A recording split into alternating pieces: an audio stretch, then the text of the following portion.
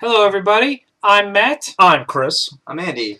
He's new to this segment. We are here to once again bring you the next installment of our 2015 organic, ever-changing, and ever-growing video game list, the top 10 games of 2015. Because everyone knows how it ends up, but it's really cool to see how a list changes and evolves over the course of the year. You want to show everyone how the sausage is made? What? That's the face of someone who talks at a turn. Actually, we don't have turns. Why don't you go? Tell someone else about it. Tell them the rules. The rules? The criteria. The rules are quite simple. It has to be a new game released in the year of our Lord, 2015. Mm-hmm. It cannot be a remake unless it's a game you've not played before. Okay. Unless it's a remake of a game you've never played. Remasters count too. Yes. It cannot be a port of a game that's been previously released. Unless the original was also from that year. Yeah. The example we use is last year Rogue Legacy on PS4 definitely would have made my list, but it was originally released in 2013. So PC to console would be a count. Correct. That's a port. Okay. Yeah. And standalone DLC is okay. Yes. Right, if you can just purchase it from the store. And it goes without saying, but you have to have played enough of the game to justify it, which is why episodic content, you have to wait till it's all out. You need to put a significant chunk of time. Yes. Right. All right. Now let's start, like we always do, with a recap of our January games. Yep. And now, if you remember, if you go back and look at the 2014 list, you'll realize that we didn't start till March. And that's because we didn't come up with the idea till March, but also because generally February and January, not too much to do. And that proves true.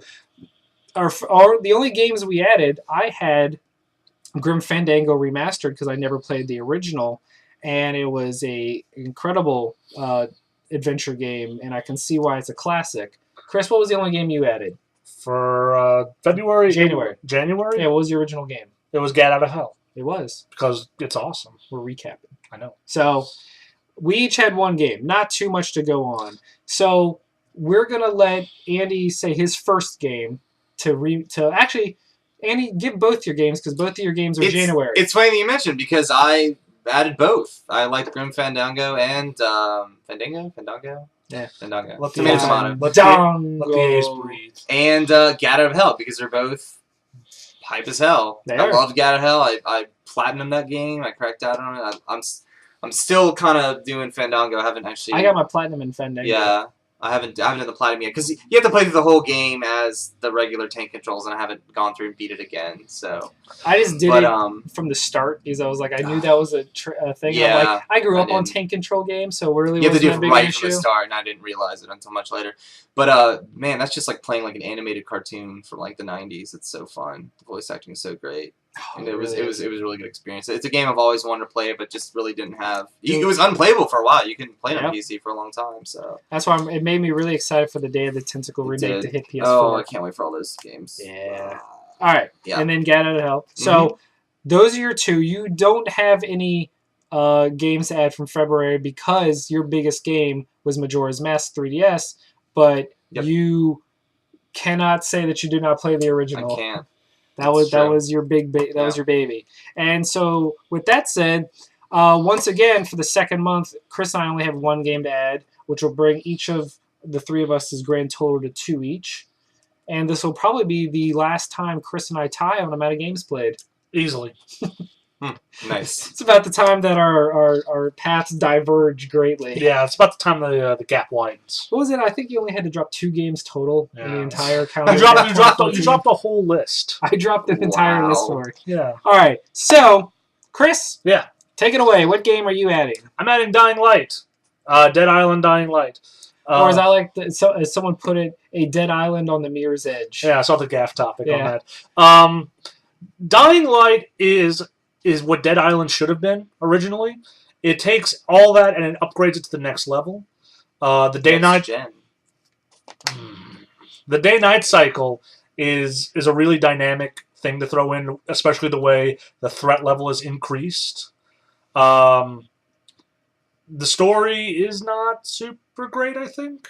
Does it have to be? No. Because I don't care. I just parkour around zombies all day. Didn't you dropkick a couple zombies? I dropkicked a zombie through a fire pit. It was amazing. 10 out of 10. Did you become Spider-Man? Yeah, because you get a grappling hook, and then you become Spider-Man, and then the game becomes horribly broken. Do you think you would enjoy a like first person like Just Cause game done in that engine? Yeah. Or are you just excited to actually play Just Cause 3?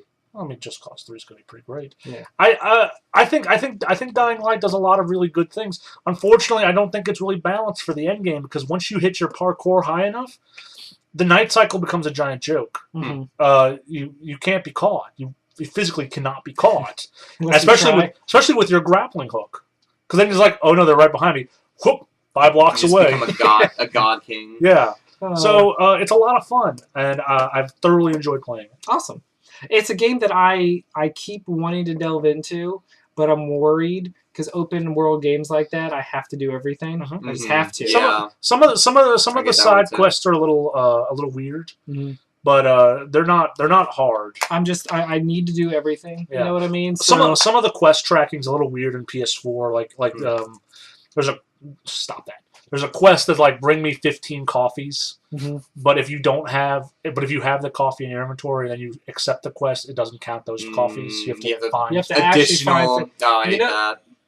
Vanilla WoW used to do that before they Yeah. patched it. Yeah. It was like you only counted things after you got the quest. Yeah, that's Yeah. It's always It's very frustrating. Yeah, that is annoying. But But it's good. I'm glad you like it. Yeah. The only game I'm adding 2 games. One begrudgingly and one because I love it. Which one's which? Well, the first one is the begrudging one, Okay. and it's Legend of Zelda Majora's Mask 3D. I finally beat it 100% because I beat every Zelda game 100%. I'm very I got proud all of him. 20 hearts, I'm proud of him. filled the Bomber's Notebook, That's on Kickstarter. all the masks, Yeah. the white things around the heart. I got the fairy sword, which was a bitch because you have to equip it. I don't instead of like it just that. being Yeah, a I sword. don't like that. Yeah. But I mean, here's the thing. I enjoyed it. It's just there's certain things that kept it down from standing among the greats for me. And it has less to do about the time mechanic because once you really get into the inverse song and the time skip song, it stops becoming an issue.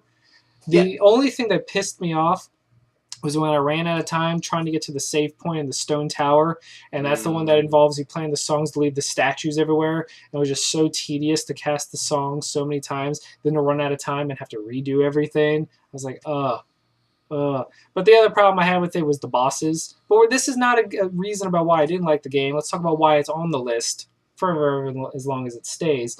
Is that it's a Zelda game. I really enjoyed having the stray fairies in every dungeon because otherwise the dungeon's really easy to get through. But trying to get all the fairies in each dungeon adds a whole nother level. Normally it's dungeon map, compass, the hidden item in the dungeon, and boss key, and you're done. They're very small dungeons. They too. are. And adding the thing of finding 15 different fairies in each dungeon as well added a thing that kind of increased the longevity of the dungeons. So that was a really cool thing. And I liked some of the masks. Bunny mask was the best. Oh, yeah. Bomb mask, which meant you never had to actually have a bomb. That was cool. Some of them are useless. Or just for pieces of I art. liked how easy it is to aim with bows and hook shot with the 3DS's motion sensing. That was always good. I kind of like that they gave you 7 bottles for some reason. Like, Yeah, that is a lot they of gave bottles. you an extra 2? 3. Or 2 Usually, or 3. there's only yeah. 4 bottles per game, but No, there's no, 7. in Majora's Mask, the original, you got 6. Oh, okay. So only but one they gave you an extra. extra bottle, which was nice. Yeah, so kind of made it a little too easy because then I had just had 7 fairies. And it was fun fact, never died once in the game. Nice. Never died once. Nice. So I kept having all these bottles of fairies, and when you go back in time, you lose everything. So I kept having to farm fairy. I don't know, but that's why it's on it. Do you ever get the milk that gives you infinite magic? I did. Yeah, that's a good one. Just any milk. No, not any No, milk. The no, special milk. the chateau milk. You know, you get it from a bar. The you get it from the bar. It's, Yeah. It's a milk bar. So finally, the game I'm adding to bring my total up to 3 is the Order 1886, which I'm probably sure will go down as one of the most polarizing games of the year. Oh, just because if you don't like cinematic games, you're going to hate it. But if you do, your mileage will vary. I loved it. It combined Heavy Rain style gameplay met with some Telltale gameplay with Gears of War style cover-based shooting. Mixed with an incredible cinematic and atmospheric world with a strong story and really likable characters that kind of buck the trends. Like You don't get a love story between Galahad and Izzy. I want to know. I'm trying to remember what her real name is. Ismail. I don't know. Ishmael. My name is Ishmael. Isolde. I don't know. He calls her Izzy. You think there's going to be a love triangle, but there's not, and that's really cool. Mm-hmm.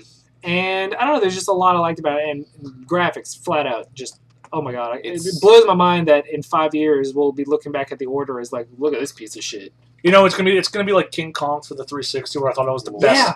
I thought it was the best graphics I've ever seen in a game. Or the first Gears of War. Yeah. When the first Gears of War on, your just jaw drops, and you're like. I mean, in the Order, they have those photographs, and I don't know if it's a real photo. They look like real photographs. Or just, oh man, there's a scene where you have to set fire to stuff, and just the fire effects in the game. Oh, man. I will say it's that 2D fire. Yeah. I will say it's a gorgeous game. Boy, it looks nice. We're not that far away because Star Trek used them.